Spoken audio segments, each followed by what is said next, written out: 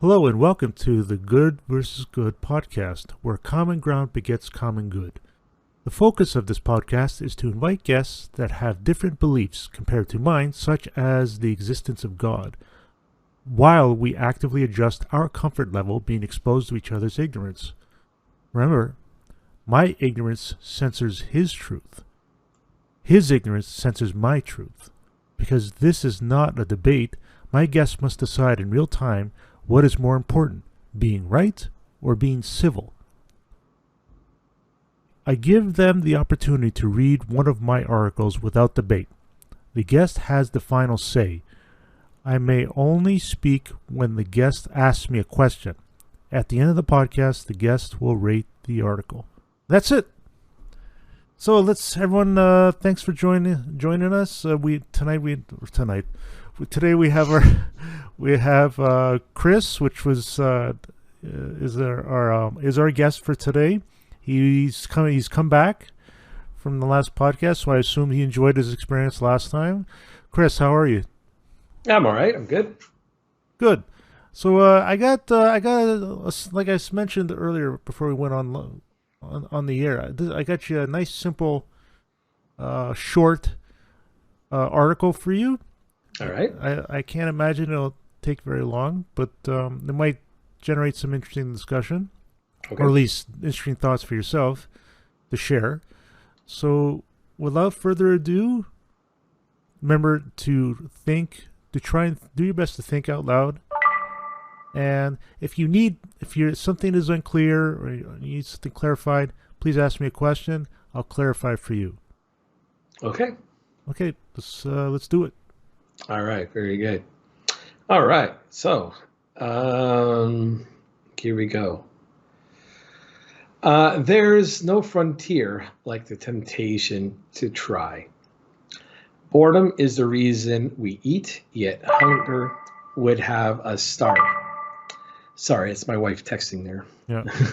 I'll just start again so that we don't hear those voids. You can edit that out again. Well, I'm not gonna edit it. Oh, I just okay. keep it straight. This is real, man. This is real. I put my phone on do not disturb, but if my wife texted me, then it goes through that. Right. So, yeah. All right. There's no frontier like the temptation to try. Boredom is the reason we eat, yet hunger would have us starve, because it has nothing to do with nourishment, i.e., passion. Temptation is sensible if it saves your life. I think we talked about this last time, or something similar to that. Yeah, I didn't feel I felt this should spill into this article Mm-hmm. to refresh your memory of to build upon what you remember from the last.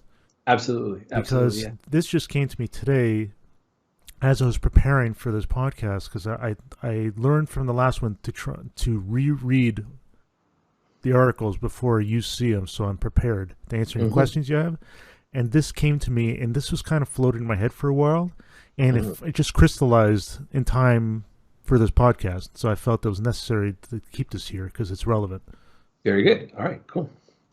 Possibility equals temptation if temptation equals possibility. Newsflash, possibility leads to a frontier of temptation. Isn't that kind of encouraged? Why? God cannot be bored. Our bloodline is slavery to God. You resent conquest and the pain it serves. Temptation helps you ignore the fact that you are a slave because it's real. Get it? So what? It's interesting, right? Possibility leads to a frontier of temptation. All right, let me just back up a bit here. All right, so possibility equals temptation if temptation equals possibility.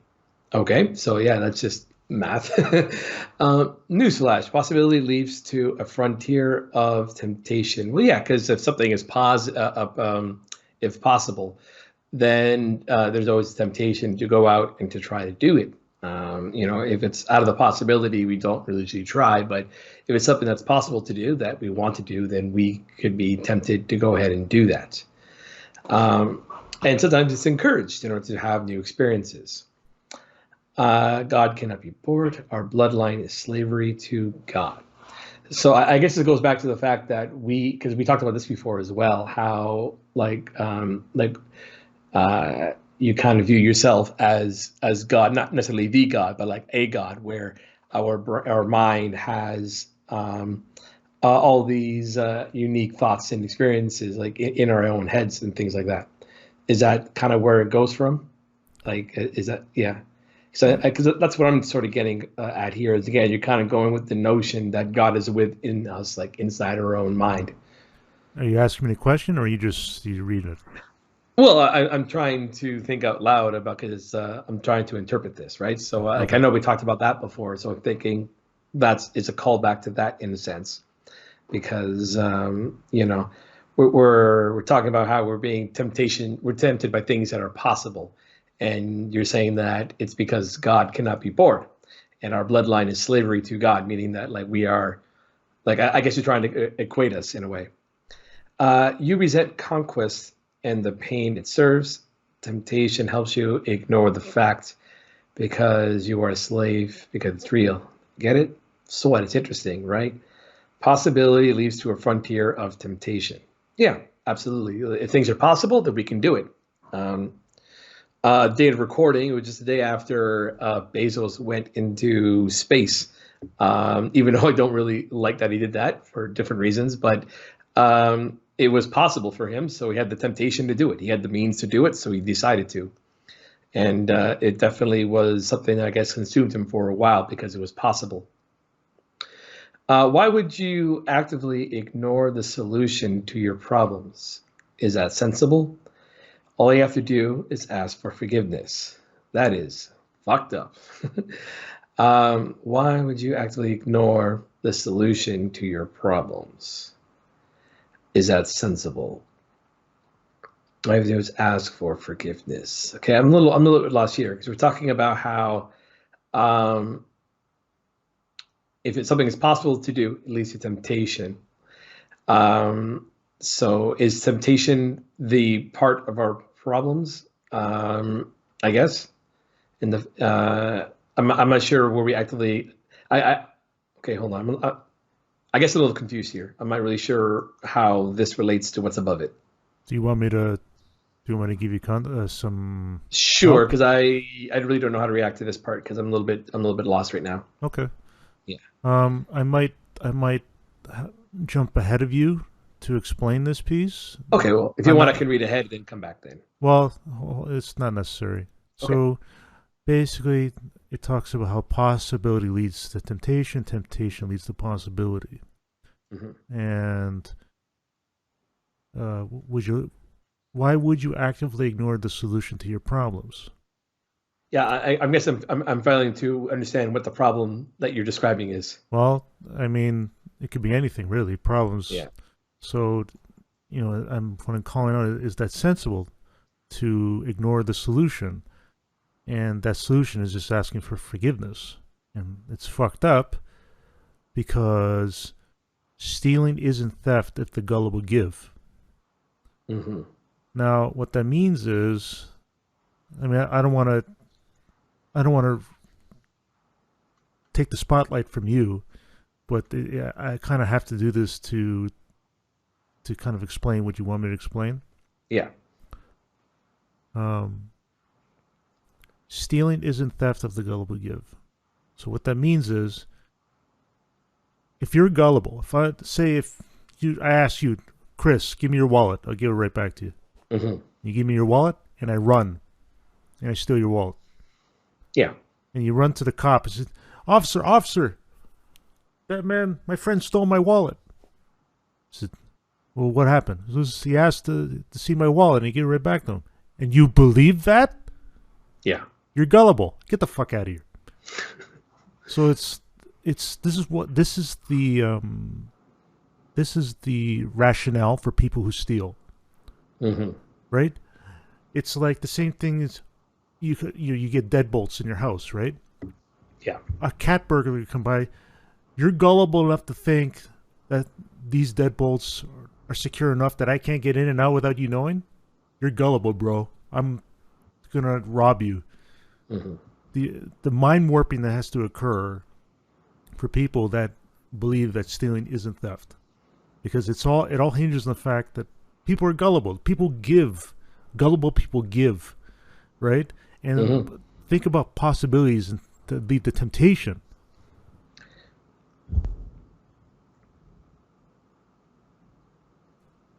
I see. So, would you actively ignore the solution to your problems if that's sensible? So I guess I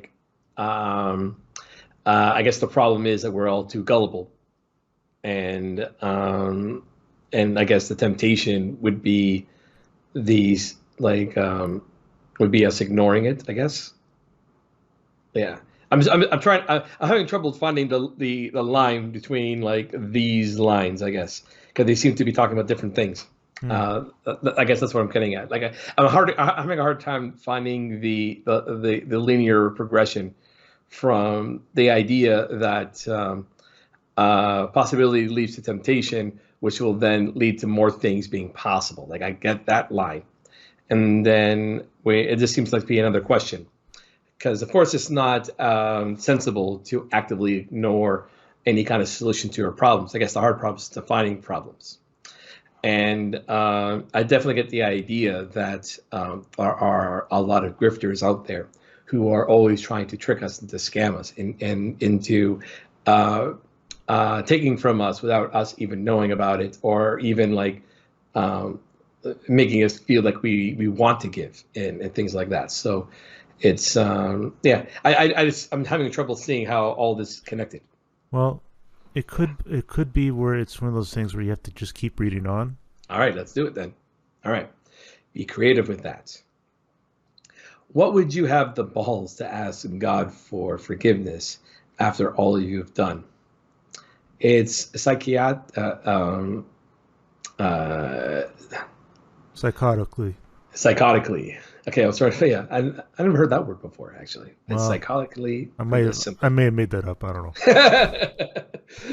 It's like, all right. To induce God's boredom is to recognize that the consequence of his creation is his heartache. To induce God's boredom is to recognize that the consequences of his creation is his heartache. I never reveal the identity of my muse. They seek proof God is real.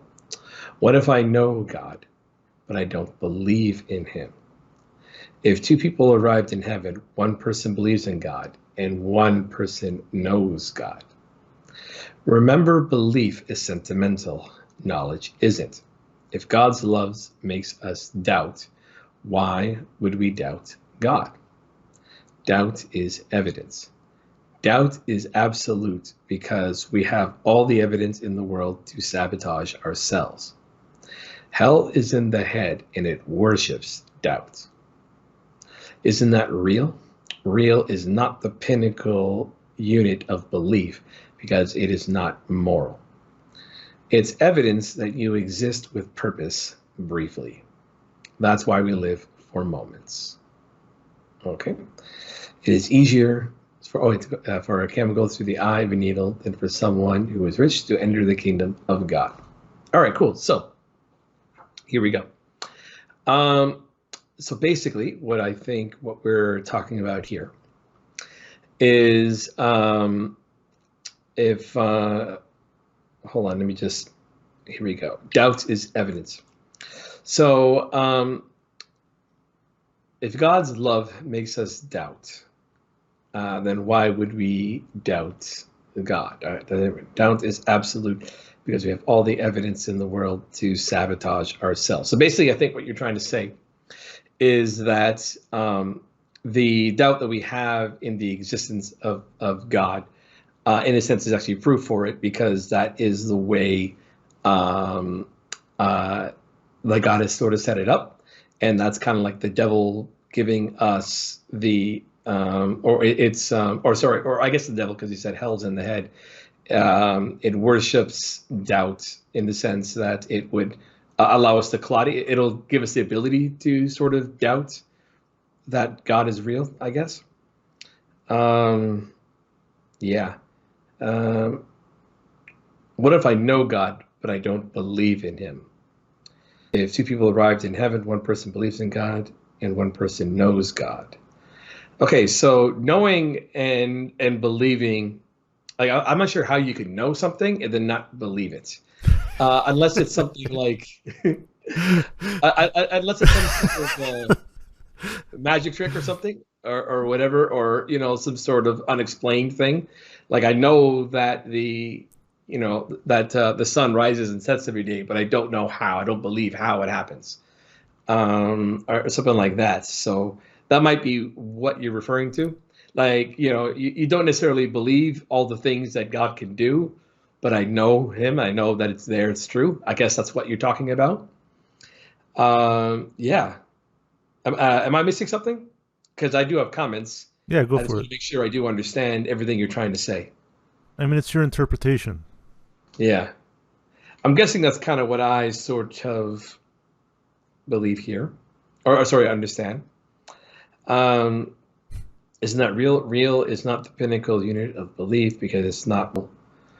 It is evidence that you exist with purpose. Briefly, that's why we live for moments. So the real world, I guess you're saying, is not moral. So something is real or not doesn't really matter, I guess you're trying to say. And yeah, and we live for the moments. I guess that's why we do that. It's all part of like the plan, I guess.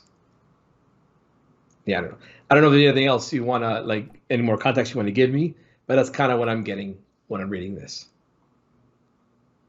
Well, I don't know. Does it clear up what you had problems with in the upper paragraph? Um, well, let me go back then. Here you go. So I guess we're being tempted to like not believe in God because of what's going on, and we are actively ignoring the solution to all of our problems, which I guess is trying to believe in God. I think you're trying to say, when all we have to do is just ask for our forgiveness to God, and then we'll be okay. Isn't theft if the gullible give? So I guess you're trying to say we're trying to give away our doubts, I guess, or like I don't know. I might. You want me to? Do you want me to help you? Yes, please. Okay. Yes. So I'm gonna put it really clear. Okay. So possibility leads to the frontier of temptation. Why would you actively ignore the solution to your problems? Is that sensible? All you have to do is ask for forgiveness. That's fucked up. Do you know why it's fucked up, Chris? I'm asking you. Like all you have to do is ask for forgiveness. Like I think it's weird that you can the whole notion of forgiveness anyway, that you can almost like do anything, and then if you ask for forgiveness, then you almost have a clear slate in a way. Isn't that fucked up? Oh, totally. Because Yeah. that's one of the things that got me questioning the whole church itself. Like that whole idea, that was kind of weird. So in a sense, I'm trying to encourage you to sin because we're gonna do it. But Mm-hmm. I think the thing that took me a while to understand is, and my brother-in-law's a pastor. How many times you ask God for forgiveness, He will forgive you. Mm-hmm. So that you think to yourself, I've had times where it's like, I'm so beside myself because like, will He forgive me again? Because I fuck up often, right? And Yeah. it's just like, surely He won't forgive me again and again and again for the things I do. And it's like, yeah. And that's one of the hardest things I had to overcome with Christianity is accepting to accept that. And that's what it is. That's what Christianity preaches. It's what it doesn't excuse you from the man's law, right? It doesn't forgive you. It's not forgiving you man's law. Mm-hmm. It's between you and God. It's every time you fuck up, you ask for His forgiveness, forgive you. You know why He does that?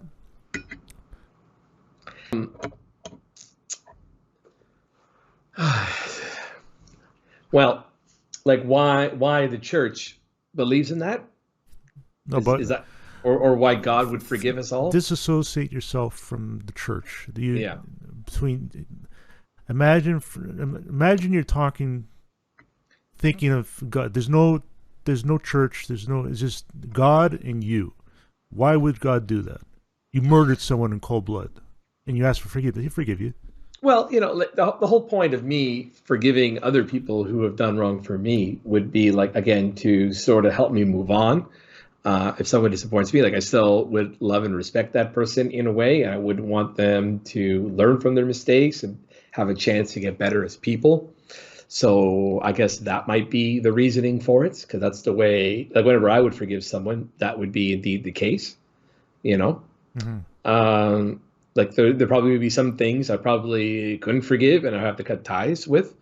That really hasn't happened much at all with me. I'm very, confrontational, and I don't really get upset at people very easily. So like it's, but when someone does do something wrong, that's usually sort of my attitude towards it. It just kind of helped me sort of move on. If I just forget about it and don't worry about it and move on, then it's usually okay. So I'm assuming that would be the same for them, for God. And if that were to be the case, would you accept that? Me being the forgiver or the person being forgiven with God? Well, either way. Well, like not really in a sense, because then there's no real disincentive to go ahead and do bad things, because you could just ask for forgiveness and move on. Like it has to be, like it can't just be some sort of get out of jail free card loophole. And there's been a lot of atrocities that has been carried out in the name of God, in the name of with the idea that you can just forgive or ask for forgiveness later, and everything will be okay. Can I ask you a question? Yeah. Can you imagine a lot of evil people do that very thing? Oh, absolutely. I would argue that a lot of a lot of the main religious leaders actually would do that, or a lot of people who definitely would invoke God a lot, who are in power, would often do that. So that's yeah. You want to know my interpretation? Sure. God forgives you to relieve his pain. Mm-hmm. And if you scroll down a bit, there we go. Mm-hmm. To induce God's boredom to recognize that the consequence of his creation is his heartache. And go down a little further, or it might be up. Scroll up, actually. Scroll up to the first. Keep going. Shit, I don't know where it is. I know we read it. But basically, it's the reason why God forgives you unconditionally is because he was bored. It's the reason why the universe exists. God didn't want to be alone.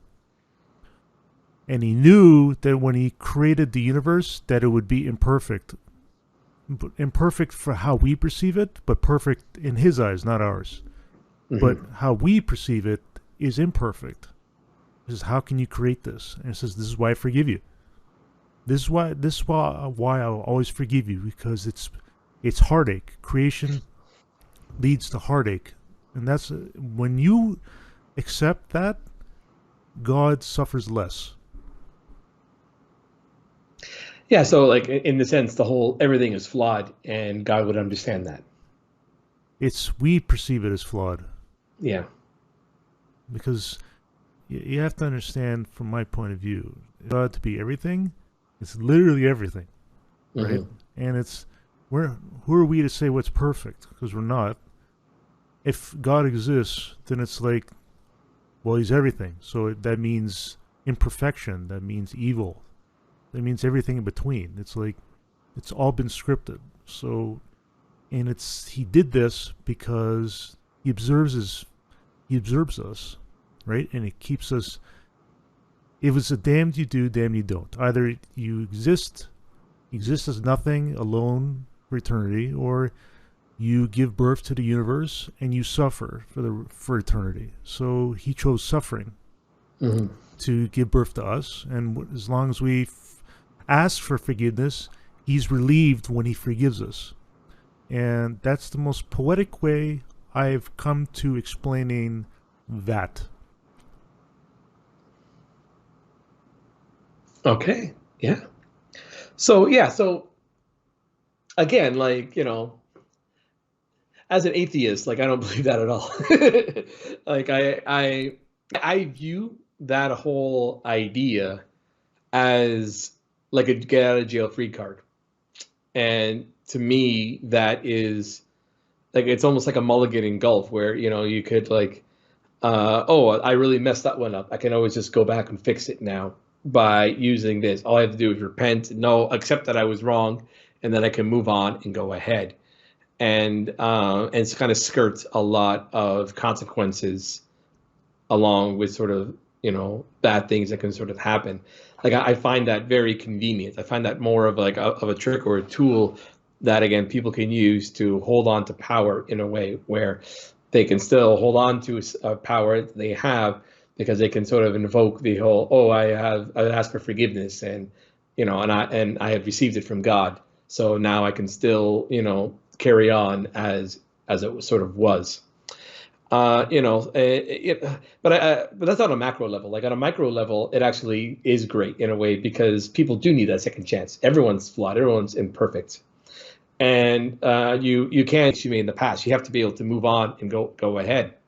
So like that's why I think forgiveness is actually very important. But I don't necessarily see it as something that you should be asking God for. It's something that you should be trying to do to other people, or trying to because if you can forgive people who have wronged you, then it'll allow people to sort of move on and find common ground and go from there.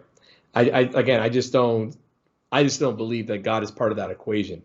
I think it's just the way humans kind of interact with each other, and we should be able to forgive each other in that regard. So, like the people who you wrong should almost be like the godlike figure in this sort of scenario, and be able to hopefully find ways to forgive certain things people have done. It's very hard to do sometimes, depending on what the situation is, but ultimately, I think that's the way it kind of goes. Because, yeah, I don't know. Well, I don't want to. I'm trying to respect the format, so I don't want to. I don't want like I don't want. I'm not trying to debate. I'm just trying to posit. I think the only reason I can think of is because you don't believe in an afterlife. No, and I saw that here. Like that's why we live for the moments. Yeah, like I don't know if I actually live this because I'm not really that adventurous of a person. Like I tend to be very content, but that's kind of how I am. Like I'm very content, and I just try to be as happy as I can while I'm here because I don't necessarily believe that there's something better for us after we die. Like I think this is like the one life we got, and if we spend our time, trying to gain credits or merits in order to do better in the next life, I think you're just wasting this life as it is. So like we live for the moments. Those are the only moments we get. So I think it's that's the way I would live for moments, not because of this. So yeah, like again, like of course, me not necessarily believing in God, like that's the way I kind of would interpret all with like this last statement. Like everything we said here, like if it all comes down to this, yeah, I like this, but I think I get there a different way. I go off this page and come back here as well. Yeah. It's interesting that it's interesting how things turn out. It's it's I never could have imagined that I wind up end up where I am, Mm-hmm. and I don't know. I mean, there's a lot to be said about how you get the journey, how you get Oh, for you sure. get where you're going, and it. I'm not sure if there's value in seeking alternative views if it's only your journey, because it's made you who you are, and you shouldn't be led to feel bad or insecure about things you maybe couldn't help to experience. And Yeah, because I'll never ever go to anyone and say, no, you're wrong about this because of this, this, and this, and this, because everyone has different experiences, like you said. Like I've never had an experience like you did, that's for sure. And, I would argue that I've actually lived a very privileged life in the sense that I haven't had any kind of real like trauma or stress, like, to a certain degree where I felt like I was ever unsafe or my whole world was falling apart, or anything like that. Like, of course, I've had a bunch of mini crises throughout my life, but never anything significant, especially based on, human history and stories that other people have gone through. So there hasn't been anything that's really sort of triggered or awoken sort of that idea. And everything that I've experienced kind of led to me to this conclusion that, this is what we have, like the world. There, I haven't had any kind of like other experience, but maybe my time just isn't ready for that yet. Maybe that will come later in life for me. Maybe something would happen where something is traumatic or something terrible happens, and I have to look at things differently. How the way I've been saying it, like maybe I will one day come around to what you would say because of different experiences. You might have had them earlier in life, and mine might be later in life. Who knows? Like I'm never arrogant to do that, and I'm not going to like devalue other people's experiences or opinions. All I can do is speak for myself, and because I would probably answer differently now than I would 20 years ago. 20 years ago, I probably have a different experience or different ideas towards this. It's just everything always evolves around time. So like so you're definitely right. Like everyone's experiences laid up to their place is the way it is. You can't just be following something because someone else says so. That's definitely one thing we definitely agree with. mm, that's good.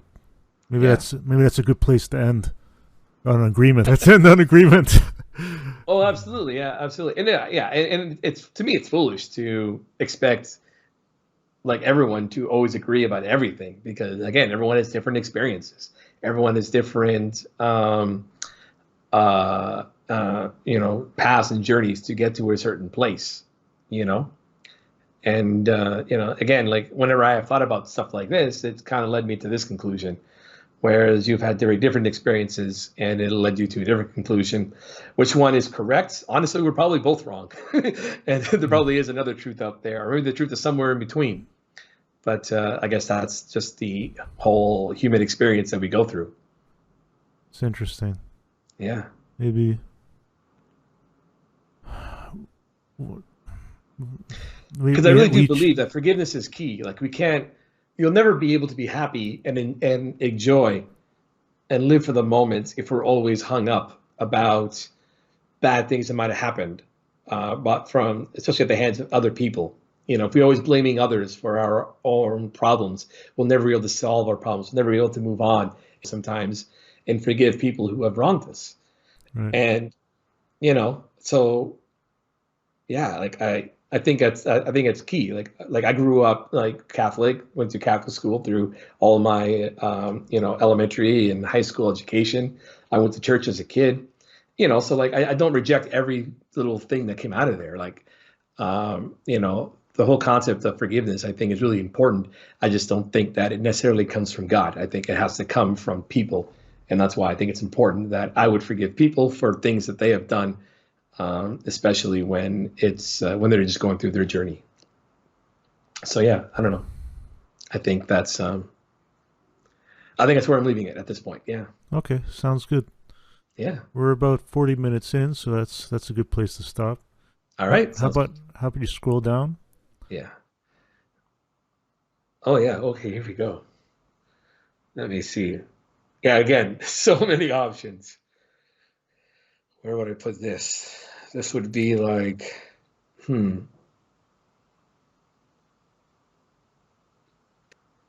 Again, I'm not really. None of these words really stick out here. Like, it has to be more nuance. Like, I think it would be.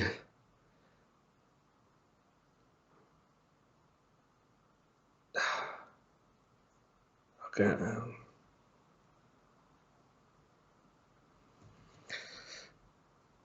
Like, I don't like the idea of saying something like not funny because I don't think it's like I don't think you're being like trying to make a joke or anything like that. It's definitely not uninspired, like inspired. Like I don't think it's superficial or repulsive or anything like this. Because I think again you're speaking your truth here.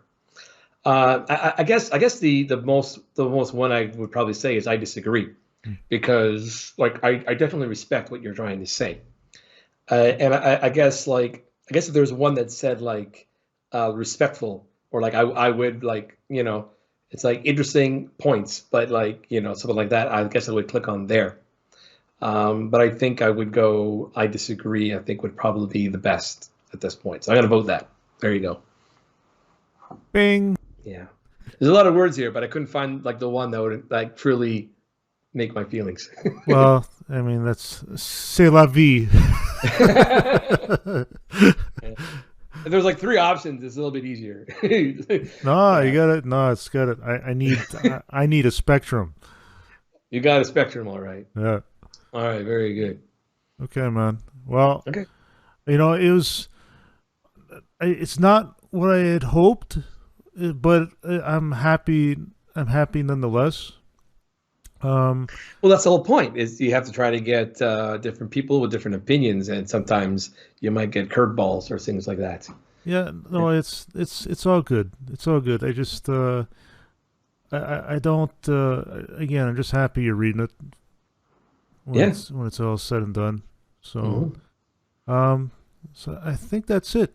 Ladies and gentlemen, thank you very much for tuning in to this episode of Good versus Good. I want to thank Chris again for taking the time out of his day to do this podcast. I appreciate it. No And problem. I hope all of you see you in the next one. Ciao. Take care.